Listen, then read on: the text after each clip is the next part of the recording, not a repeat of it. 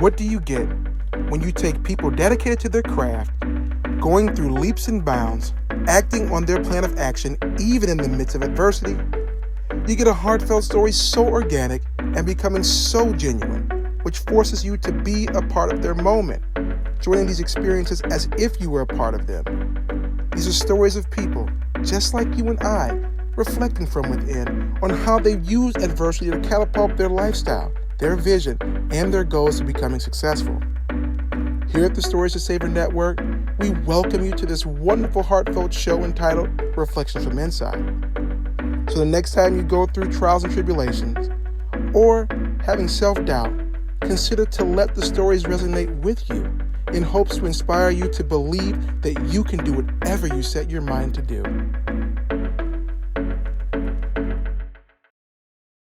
Welcome back to Reflections from Inside. Joining me today is Stacy Killion, author of The Cardboard Box, where we're continuing our conversation from last time.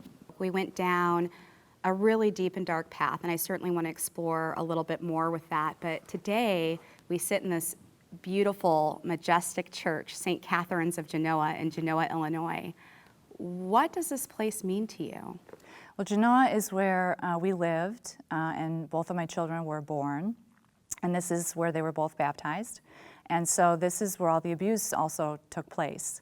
So the abuse was extremely traumatic. Probably one of the many scenarios that I could tell you would be, there was one time, because he kept telling me, because I tried to leave him on many occasions, and he would come running after me, and he would convince me to get into the truck, and he'd promise that he wasn't going to hurt me, and then he'd end up beating me and say he's going to kill me and throw me in the cornfields. Then there was another time he stripped me down naked and put me in the spare bedroom on the second floor, and he sat in front of the room with a shotgun. He said, you can't leave me, nobody will ever want you, you're just white trash, you're stupid, you're ugly, you're fat, nobody will ever take you in. It's like I'm this middle-class Catholic boy who, is good-looking, and no, you can't do any better than me.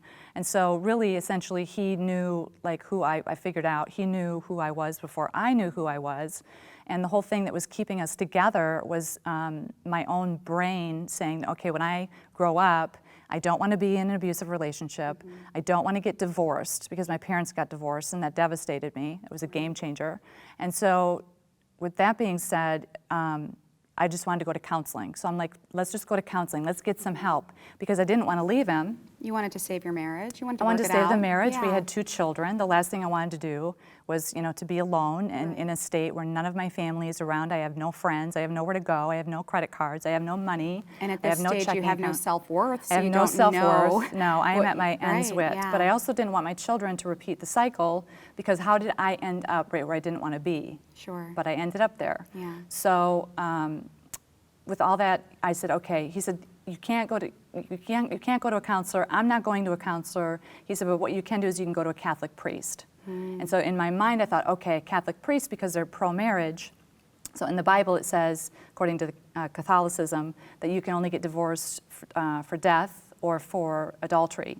And so I was expecting to come to the Catholic Church and tell them what's going on, and that the priest is going to say, well, go home and work it out, because you can't get divorced unless he's cheating on you or unless he dies.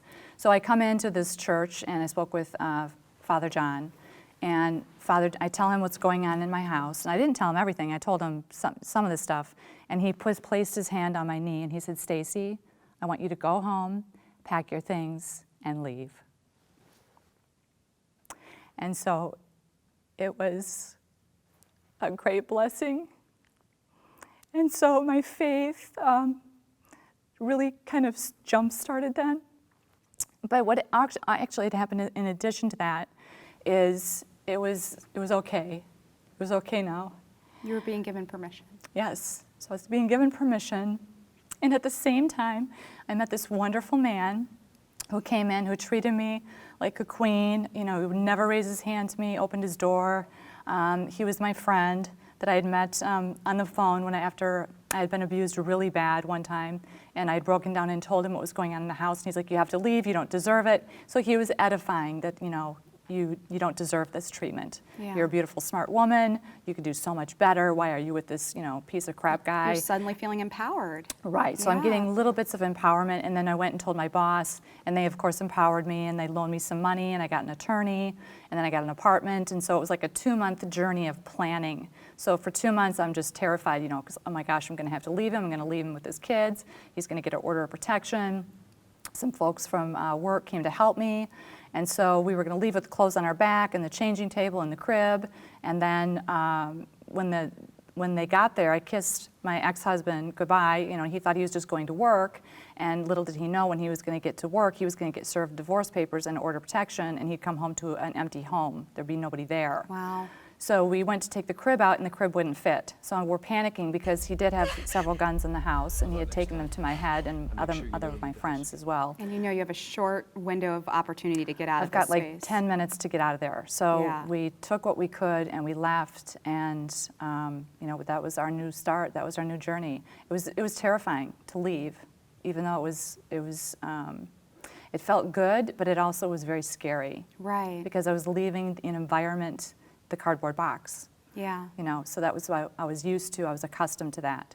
So I And wasn't. probably had a little anxiety, right? Because I this had a has ton been of your entire anxiety. life. Yeah. So now you're at the stage of, well, what do I do next? This is the way I've been living. This is who I've been living with. This is who's been caring for me. And I use that term loosely, right? But Right. this has been what I know is normal. Now what happens 10 minutes from now when I get out this front door, right? Right, exactly. And so then also I had really no friends. I just had my work friends, and it was a family-owned business. And so they really kind of kept the glue together. And I was making so much money, and I was only working 4 hours a night. So I was working from 5 to 9 and Saturday 9 to noon. So I got all day with my kids, which I loved. So I got to spend all day with my children. And the reason that I didn't go back to Minnesota, where I was raised, was because I was making so much money. So that was another God thing for me, because if I would have went home, I probably would have ended up right where I left off. Yeah. I would have just repeated the cycle that my sister did, and her children. It's just a big cycle that somebody's got to draw the line somewhere. And luckily God gave me this opportunity, and so we moved forward. Beautiful.